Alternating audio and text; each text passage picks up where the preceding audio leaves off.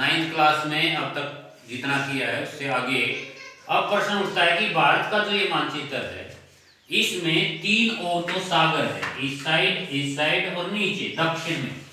यहाँ पर है बंगाल की खाड़ी, बंगाल की खाड़ी, नीचे है अरब सागर, नीचे क्या है ये है अरब सागर और ये है हिंद महासागर, ये हिंद महासागर। जो भूमि 3 ओर से सागर से घिरी हुई होती है उसको हम क्या कहते हैं? प्रायद्वीप। क्या कहते हैं? प्रायद्वीप। और भारत बड़ा सौभाग्यशाली है कि इसके 3 ओर समुद्र लगता है। इस समुद्री सीमा की तट रेखा की लंबाई भारत की है 7516.6 किलोमीटर। भारत की समुद्र तट रेखा की लंबाई कितनी है? 7516.6 किलोमीटर। और सथल सीमा रेखा जहां सथल लगता है उसकी हमारी है 15200 किलोमीटर। ये क्वेश्चन आता है कि भारत की तट रेखा की लंबाई कितनी है? 7516.6 किलोमीटर। भारत की स्थल सीमा रेखा की लंबाई कितनी है? 15200 किलोमीटर। अब प्रश्न उठता है सबसे लंबी तट रेखा वाला राज्य, तट रेखा वाला राज्य ये है गुजरात।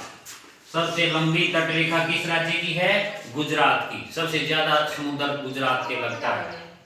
कितने राज्यों को लगता है? 9। समुद्र कितने राज्यों को लगता है? 9 राज्यों को समुद्र लगता है, 9 राज्यों को समुद्र लगता है। अब आता है प्रश्न कि भारत के पड़ोसी देश कौन कौन से? पड़ोसी देश यहां पर पाकिस्तान, उससे ऊपर अफगानिस्तान, यहां पर है अफगानिस्तान, ठीक है। इधर तिब्बत, नेपाल, उससे ऊपर तिब्बत, चीन, इधर बर्मा, यहां पर बांग्लादेश और नीचे है ये जो नीचे एक और बना हुआ वहां पर है श्रीलंका, नीचे श्रीलंका। यहाँ लक्षद्वीप है हिंद महासागर में हमारा द्वीप समूह, इससे थोड़ा सा नीचे मालदीव, ये हमारा समुद्र के लगता हुआ एक देश है मालदीव। ये मालदीव देश है, ये हमारे पड़ोसी देश। दोबारा सुन लीजिए, पाकिस्तान, अफगानिस्तान, नेपाल और एक रह गया यहाँ पर भूटान, ठीक है। पाकिस्तान, अफगानिस्तान, नेपाल, भूटान, तिब्बत, चीन, बर्मा, बांग्लादेश, श्रीलंका और मालदीव ये हमारे पड़ोसी देश हैं जो भारत को चारों ओर से घेरे हुए हैं। अब एक और क्वेश्चन बनता है इस लेसन में कि हिंद महासागर भारत को कैसे केंद्रीय स्थिति प्रदान करता है? सबसे ज्यादा फायदा हिंद महासागर का किसी देश को पड़ता है तो भारत को।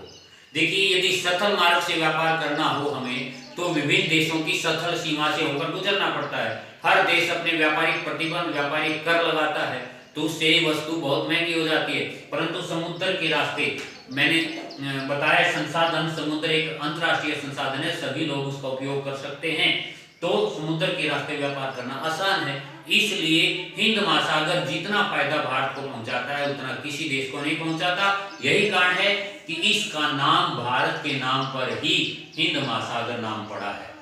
तो ये क्वेश्चन है कि हिंद महासागर कैसे भारत को केंद्रीय स्थिति प्रदान करता है। अब प्रश्न उठता है कि भारत के लिए समुद्री मार्ग खोजा किसने?